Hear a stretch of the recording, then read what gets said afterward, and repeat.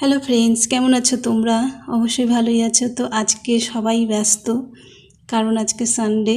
তো সানডেতে সবাই ব্যস্ত থাকে আর রান্নাও অনেক দেরিতেই হয়। তো আমারও অনেক দেরি হয়ে গেল রান্না করতে।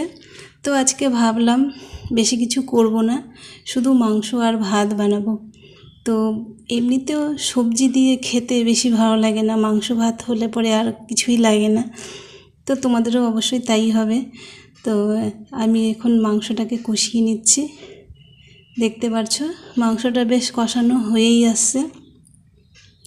এদিকে মাংস বানাচ্ছি আর এদিকে আমি ভাত বসিয়ে দিয়েছি।